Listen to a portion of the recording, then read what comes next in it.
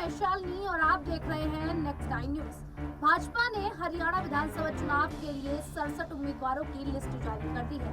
Party ने समय रहते कैंडिडेट्स का ऐलान इसीलिए किया ताकि तैयारी के लिए समय मिल सके, लेकिन दांव उल्टा पड़ता दिख रहा है। हिसार से सावित्री जिंदल ने चुनाव लड़ने का ऐलान कर दिया है। इसके अलावा भी कई सीटों से भाजपा के बागी चुनाव में उतरने की तैयारी में है। ऐसे में 10 साल की एंटी इनकम्बेंसी के बीच चुनाव में उतर रही भाजपा की टेंशन बढ़ गई है।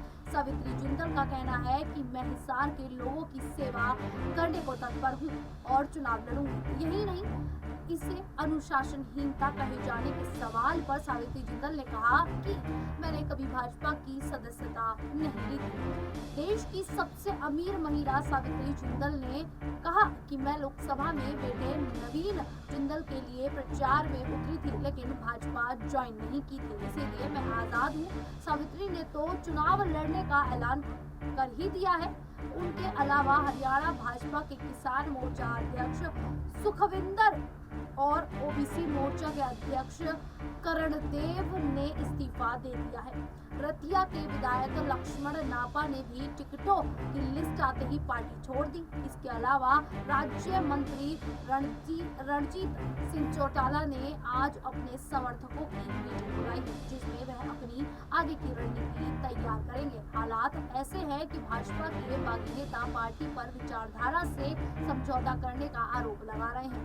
भाजपा से इस्तीफा देते हुए ओबीसी मोर्चा के अध्यक्ष करण देव ने कहा कि पार्टी ने दीनदयाल उपाध्याय और श्यामा प्रसाद मुखर्जी की विचारधारा के साथ धोखा किया है। उन्होंने कहा कि भाजपा अब दगाबाजों को इनाम दे रही है। उन्होंने पार्टी को सालों तक नुकसान पहुंचाया।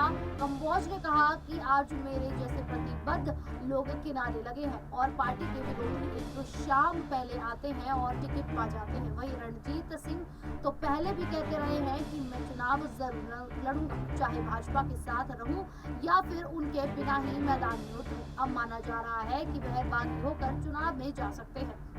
दरअसल बगावत की बड़ी वजह करीब 10 बाहरी नेताओं को टिकट मिला है। इन नेताओं में शक्ति रानी शर्मा भी शामिल है, जो पूर्व मंत्री विनोद शर्मा की पत्नी है। वह हाल ही में भाजपा में आई थी और आते ही उन्हें टिकट मिल गया। इसके अलावा जननायक जनता पार्टी के बागियों को भी भाजपा ने टिकट दिया है। रोहतक की बात करें तो वहां से शमशेर अब मेहमन सीट से उतरने की तैयारी में है। वह पहलवान दीपक हुड्डा को टिकट मिलने से खफा है। इसी तरह उकुलारा सीट पर जेजेपी से आए अनूप को टिकट मिला है और इससे खफा दलित नेता सीमा गवीपुर ने पार्टी छोड़ दी है। पूर्व मंत्री वचन सिंह आर्य भी नाराज है क्योंकि सफीदोह से राम कुमार गौतम को टिकट मिला है, जो जेजेपी से आए हैं। अब वह निर्दलीय उतरने की तैयारी में है। इसी तरह थानेसर से जय भगवान शर्मा निर्दलीय उतरने की तैयारी में है। इसी तरह प्रथला सीट पर भाजपा ने टेक चंद शर्मा को उतारा है। वहीं अब तक भाजपा का साथ देते रहे निर्दलीय विधायक नयनपाल